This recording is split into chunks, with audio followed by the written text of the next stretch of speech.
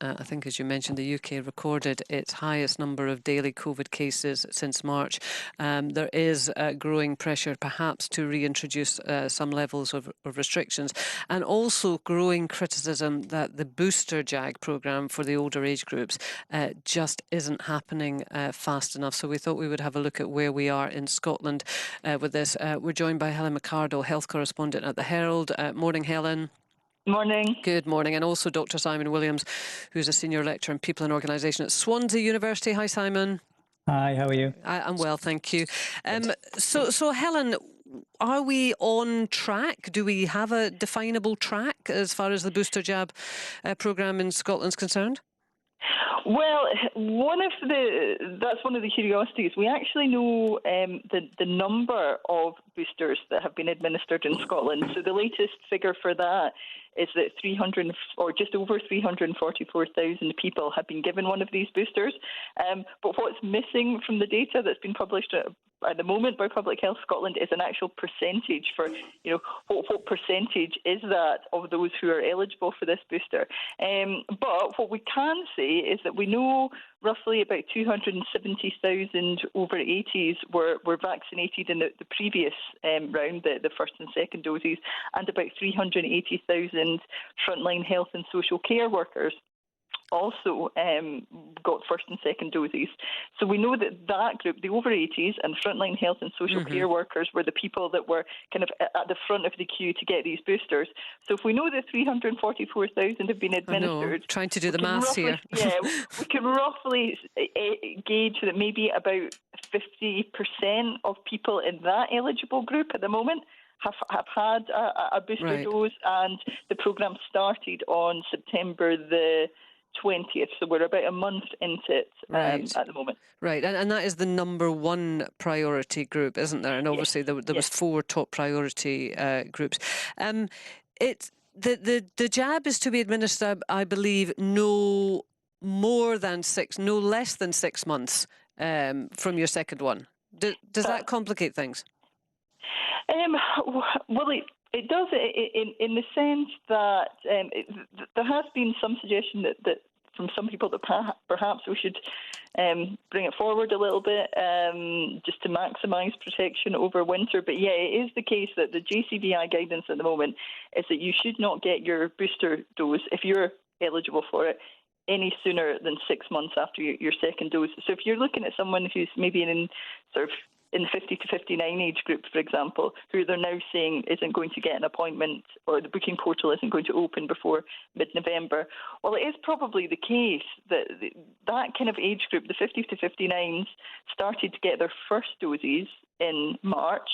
So then, given that there was, I think, about an 8-week delay at that point before getting their second dose, they were probably into May. So if you're looking at 6 months on from that, that probably is right. To be fair, I suppose, to the Scottish Government, that probably is right that November would be the time when that age group is getting their booster doses. But it's just that some scientists are concerned that we are maybe leaving it a little bit too late. That maybe we should just move to more sort of a 4 months to 5 month window to maximise that protection as we start to get into November, December, January time. Yeah, I mean, Simon, do you think we're dragging our heels a bit?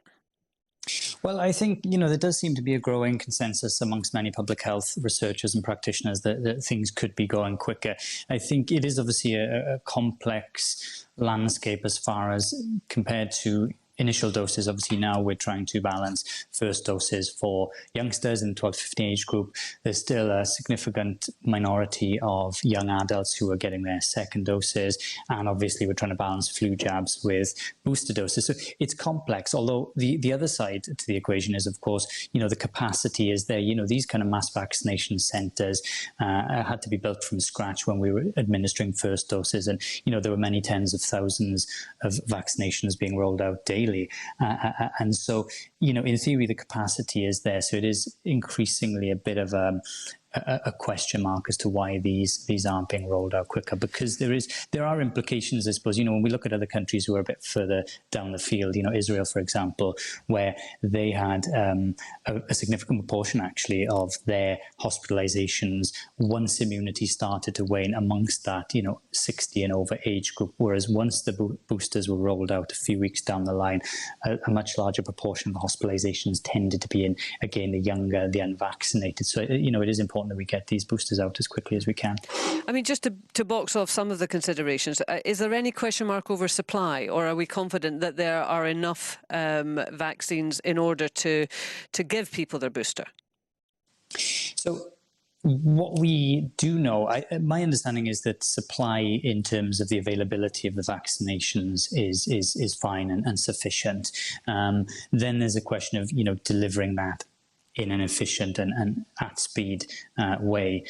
Because certainly, I mean, when we look from a kind of a behavioural perspective, the intentions towards getting boosters is really high. In Scotland, 95% actually of those in that kind of clinically vulnerable or in the certain age groups that are eligible for boosters said they were willing to have it. So we're only talking about 5% that are perhaps hesitant or reluctant to do it. And some of those we can target with the messaging. So I think most of it does fall on making vaccinations or making boosters as convenient and available as possible. Maybe, going back to the strategies that worked first time around, really relying on these mass vaccination centres, also trying to bring vaccinations into the communities for those who really find it difficult to get and travel to various centres, including even their GPs. Mm-hmm. I mean, I think the one thing that seems to be kind of obvious, Helen, is that it's just kind of quieter about this booster jab program, isn't it? I mean, if we go back to, when the vaccine was first kind of approved and we're rolling out the initial program, it was a very clear message, wasn't it? Go and get your vaccine. Go and get your vaccine. You will get a blue letter. If you have a problem, then sign on to this particular helpline, etc., etc. It was really clear and quite urgent. We don't seem to be getting that same sense of urgency and clarity at this point, do we?